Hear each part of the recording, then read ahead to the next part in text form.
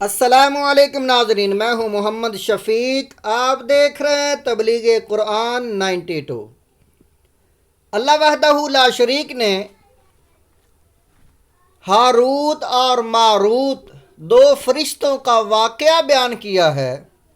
ان کا تذکرہ سورۃ بقرہ آیت نمبر 102 میں ذکر کیا ہے۔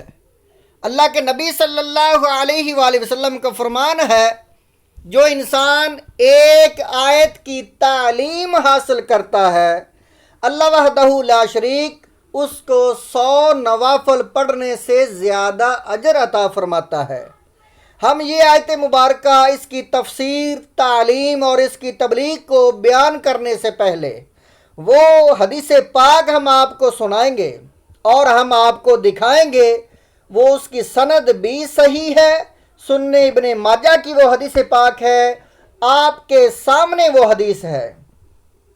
حضرت ابو ذر رضی اللہ تعالیٰ عنہ آپ نے فرمایا، قال لی رسول اللہ صلی اللہ علیہ وسلم یا ابا ذر لأن تغدو فتعلم آیہ من کتاب اللہ خیر لک من ان تصلی 100 رکعۃ وَلَأَن تَغْدُوَ فَتَعَلَّمَ بَابًا مِنَ الْعِلْمِ عُمِلَ بِهِ أَوْ لَمْ يُعْمَلْ خَيْرٌ مِنْ أَن تُصَلِّيَ 1000 رَكَعَةً۔ یہ ابن ماجہ کی حدیث پاک ہے۔ حضرت ابو ذر رضی اللہ تعالیٰ عنہ آپ سے روایت ہے کہ رسول اللہ صلی اللہ علیہ وسلم نے مجھے ارشاد فرمایا، اے ابو ذر، تم اس حال میں صبح کرو کہ تم رات بھر جاگ کر اللہ تعالیٰ کی کتاب میں سے ایک آیت سیکھ لو، تو یہ تمہارے لیے 100 رکعات نفل پڑھنے سے بہتر ہے۔ تم اس حال میں صبح کرو کہ اس دوران تم علم کا ایک باب سیکھ لو، چاہے اس پر عمل کیا گیا ہو یا نہ کیا گیا ہو، تو یہ تمہارے لیے 1000 رکعت نوافل ادا کرنے سے بہتر ہے۔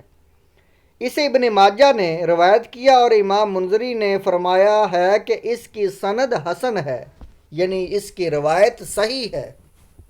ناظرین کرام، اب ہم ایک آیت مبارکہ اس کی تعلیم حاصل کریں گے۔ سورۃ بقرہ آیت نمبر 102 ہے، جس میں ہاروت اور ماروت فرشتوں کا واقعہ اور ذکر بیان ہے، سلیمان علیہ السلام کے وقت جو تھے۔ تو ناظرین کرام، 100 نوافل پڑھنے سے زیادہ اجر پائیں گے اگر ہم پوری ویڈیو دیکھیں، پوری جو ہے ویڈیو اور اس آیت کی تعلیم کو حاصل کریں، سبسکرائب کریں، مسلمان ناطے کی وجہ سے آگے شیئر کریں، جتنے لوگ سنیں گے اس کا اجر بھی ہمیں ملے گا۔ اللہ وحدہ لا شریک نے فرمایا، وَاتَّبَعُوا مَا تَتْلُو الشَّيَاطِينُ عَلَى مُلْكِ سُلَيْمَانَ وَمَا كَفَرَ سُلَيْمَانُ وَلَكِنَّ الشَّيَاطِينَ كَفَرُوا يُعَلِّمُونَ النَّاسَ السِّحْرَ وَمَا أُنزِلَ عَلَى الْمَلَكَيْنِ بِبَابِلَ هَارُوتَ وَمَارُوتَ وَمَا يُعَلِّمَانِ مِنْ أَحَدٍ حَتَّى يَقُولَا إِنَّمَا نَحْنُ فِتْنَةٌ فَلَا تَكْفُرْ فَيَتَعَلَّمُونَ مِنْهُمَا مَا يُفَرِّقُونَ بِهِ بَيْنَ الْمَرْءِ وَزَوْجِهِ وَمَا هُمْ بِضَارِّينَ بِهِ مِنْ أَحَدٍ إِلَّا بِإِذْنِ اللَّهِ وَيَتَعَلَّمُونَ مَا يَضُرُّهُمْ وَلَا يَنْفَعُهُمْ وَلَقَدْ عَلِمُوا لَمَنِ اشْتَرَاهُ مَا لَهُ فِي الْآخِرَةِ مِنْ خَلَاقٍ وَلَبِئْسَ مَا شَرَوْا بِهِ أَنفُسَهُمْ لَوْ كَانُوا يَعْلَمُونَ۔ ترجمہ کنز العرفان۔ اور یہ سلیمان کے عہد حکومت میں اس جادو کے پیچھے پڑ گئے جو شیاطین پڑا کرتے تھے، اور سلیمان نے کفر نہ کیا بلکہ شیطان کافر ہوئے جو لوگوں کو جادو سکھاتے تھے، اور یہ تو اس جادو کے پیچھے بھی پڑ گئے تھے جو بابل شہر میں 2 فرشتوں ہاروت و ماروت پر اتارا گیا تھا، اور وہ دونوں کسی کو کچھ نہ سکھاتے تھے، وہ کچھ نہ سکھاتے جب تک یہ نہ کہہ لیتے کہ ہم تو صرف لوگوں کا امتحان ہیں۔ تو اے لوگو، تم اپنا ایمان ضائع نہ کرو۔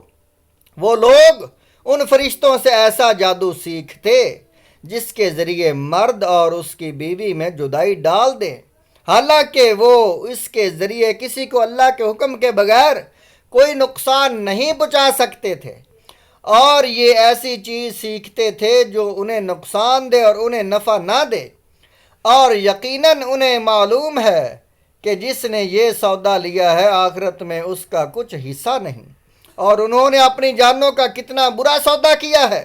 کیا ہی اچھا ہوتا اگر یہ جانتے۔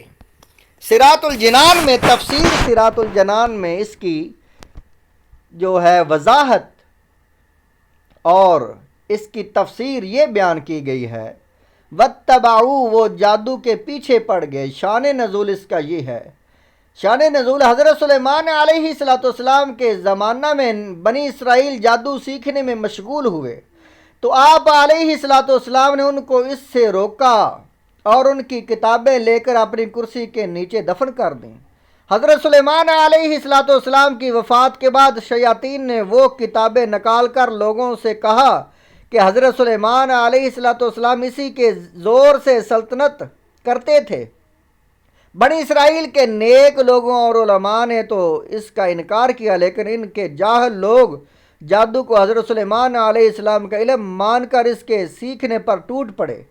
انبیاء کرام علیہ السلام کی کتابیں چھوڑ دیں اور حضرت سلیمان علیہ السلام پر ملامت شروع کی۔ ہمارے آقا محمد مصطفیٰ صلی اللہ تعالیٰ علیہ وآلہ وسلم کے زمانے تک یہی حال رہا، اور اللہ تعالیٰ نے حضور اقدس صلی اللہ تعالیٰ علیہ وآلہ وسلم کے ذریعے حضرت سلیمان علیہ السلام کی جادو سے برات کا اظہار فرمایا۔ یہ تفسیر خازن میں ہے۔ وَمَا كَفَرَ سُلَيْمَانُ، اور سلیمان نے کفر نہ کیا۔ اس آیت سے معلوم ہوا کہ پیغمبروں سے دشمنوں کے الزام دور کرنا اللہ تعالیٰ کی سنت ہے، جیسا کہ لوگوں نے حضرت سلیمان علیہ السلام پر جادوگری کی تہمت لگائی، اور اللہ تعالیٰ نے اس آیت میں اس تہمت کو دور فرمایا۔ نیز یہ بھی معلوم ہوا کہ جادو کرنا کبھی کفر بھی ہوتا ہے جب کہ اس میں کفریہ الفاظ ہوں۔ ہاروت و ماروت، ہاروت اور ماروت دو فرشتے ہیں جنہیں بنی اسرائیل کی آزمائش کے لیے اللہ تعالیٰ نے بھیجا تھا۔ ان کے بارے میں غلط قصے بہت مشہور ہیں اور وہ سب باطل ہیں۔ تفسیر خازن میں ہے یہ لکھا ہوا۔ اعلیٰ حضرت امام احمد رضا خان علیہ رحمۃ الرحمن نے ہاروت اور ماروت کے بارے میں جو کلام فرمایا، اس کا خلاصہ یہ ہے کہ ہاروت اور ماروت کا واقعہ جس طرح عوام میں مشہور ہے، ائمہ کرام اس کا شدید اور سخت انکار کرتے ہیں۔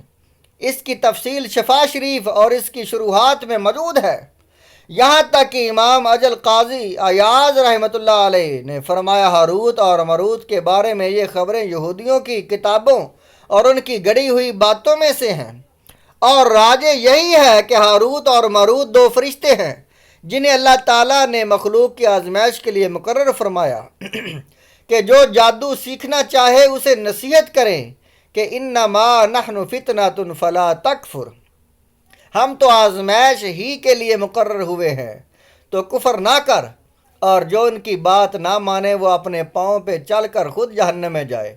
یہ فرشتے اگر اسے جادو سکھاتے ہیں تو وہ فرما برداری کر رہے ہیں، نہ کہ نافرمانی کر رہے ہیں۔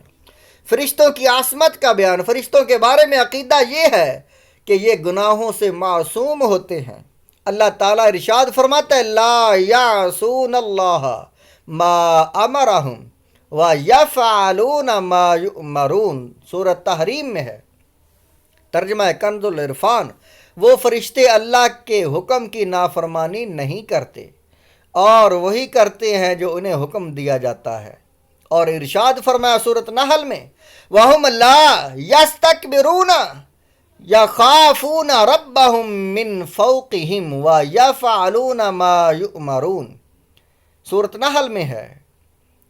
ترجمہ کنز العرفان، اور فرشتے غرور نہیں کرتے، وہ اپنے اوپر اپنے رب کا خوف کرتے ہیں اور وہی کرتے ہیں جو انہیں حکم دیا جاتا ہے۔ امام فخر الدین رازی رحمۃ اللہ علیہ فرماتے ہیں، اس آیت سے ثابت ہوا کہ فرشتے تمام گناہوں سے معصوم ہیں، کیونکہ اللہ تعالیٰ کا یہ فرمانا کہ وہ غرور نہیں کرتے اس بات کی دلیل ہے کہ فرشتے اپنے پیدا کرنے والے اور بنانے والے کی اطاعت گزار ہیں، اور وہ کسی بات اور کسی کام میں بھی اللہ تعالیٰ کی مخالفت نہیں کرتے۔ فلا تکفر، تو کفر نہ کر۔ ہاروت و ماروت کے پاس جو شخص جادو سیکھنے آتا تو یہ سکھانے سے پہلے اسے نصیحت کرتے ہوئے فرماتے کہ جادو سیکھ کر اور اس پر عمل کر کے اور اس کو جائز و حلال سمجھ کر اپنا ایمان ضائع نہ کر۔ اگر وہ ان کی بات نہ مانتا تو یہ اسے جادو سکھا دیتے۔ جادو کی تعریف اور اس کی مذمت، علماء کرام نے جادو کی کئی تعریفیں بیان کی ہیں۔ ان میں سے ایک یہ ہے کہ کسی شریر اور بدکار شخص کا مخصوص عمل کے ذریعے عام عادت کے خلاف کوئی کام کرنا جادو کہلاتا ہے۔ جادو فرما بردار اور نافرمان لوگوں کے درمیان امتیاز کرنے اور لوگوں کی آزمائش کے لیے نازل ہوا۔ جو اس کو سیکھ کر اس پر عمل کر کے کافر ہو جائے گا، بشرطے کہ اس جادو میں ایمان کے خلاف کلمات اور افعال ہوں، اور اگر کفریہ کلمات و افعال نہ ہوں تو کفر کا حکم نہیں ہے۔ یہاں مزید 3 مسئلے یاد رکھیں۔ پہلا مسئلہ، جو جادو کفر ہے اس کا عامل اگر مرد ہو تو اسے قتل کر دیا جائے گا۔ جو جادو کفر نہیں مگر اس سے جانیں ہلاک کی جاتی ہیں تو اس کا عمل ڈاکو کے حکم میں ہے، مرد ہو یا عورت، یعنی اس کو سزا بھی قتل ہے، اس کی سزا بھی قتل ہے۔ اگر جادوگر توبہ کرے تو اس کی توبہ قبول ہے۔ احادیث میں جادو کی بہت مذمت کی گئی ہے۔ چنانچہ حضرت عثمان بن ابی العاص رضی اللہ تعالیٰ فرماتے ہیں، میں نے حضور پر نور صلی اللہ تعالیٰ علیہ وآلہ وسلم کو ارشاد فرماتے سنا، اللہ تعالیٰ کے نبی حضرت داؤد علیہ السلام رات کی ایک گھڑی اپنے گھر والوں کو بیدار کرتے اور ارشاد فرماتے، اے آل داؤد اٹھو اور نماز پڑھو، کیونکہ اس گھڑی اللہ تعالیٰ جادوگر اور ناحق ٹیکس لینے والے کے علاوہ ہر ایک کی دعا قبول فرماتا ہے۔ مسند امام احمد میں یہ حدیث پاک ہے۔ حضرت ابو موسیٰ اشعری رضی اللہ تعالیٰ عنہ سے روایت ہے، حضور اقدس صلی اللہ تعالیٰ علیہ وآلہ وسلم نے ارشاد فرمایا، شراب کا عادی، جادو پر یقین رکھنے والا اور قطع رحمی کرنے والا جنت میں داخل نہ ہوں گے۔ یہ صحیح ابن حبان میں حدیث پاک ہے۔ یاد رہے کہ یہاں جادوگر کے بارے میں جو سزائیں بیان کی گئی ہیں، یہ سزائیں دینا صرف اسلامی حکومت کا کام ہے۔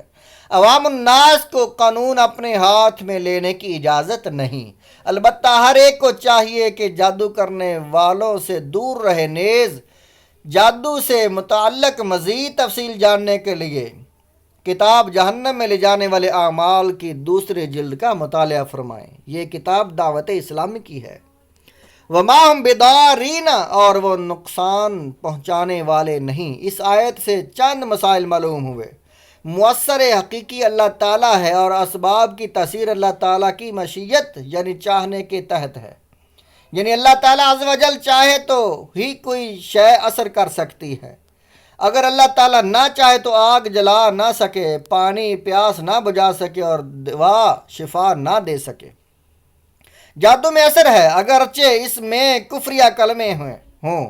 جب جادو میں نقصان کی تاثیر ہے تو قرآنی آیات میں ضرور شفا کی تاثیر ہے۔ یوں ہی جب کفار جادو سے نقصان پہنچا سکتے ہیں تو خدا کے بندے بھی کرامت کے ذریعے نفع پہنچا سکتے ہیں، جیسے حضرت عیسیٰ علیہ السلام کا بیماروں، اندھوں اور کوڑیوں کو شفا بخشنا خود قرآن مجید میں موجود ہے۔ ناظرین کرام، اس آیت مبارکہ سے ہمیں پتہ چلا ہے کہ جادو، کفریہ جادو جو ہے جس میں کلمات کفر ہوں، وہ انسان کو کافر کر دیتا ہے اور وہ سزائے موت کا حقدار کر دیتا ہے جادوگر کو۔ ایسا جادو، اللہ تعالی ہمیں جادوگری سے، جادو کرنے والوں سے اور جادوگروں سے اور اس برے عمل سے محفوظ فرمائے۔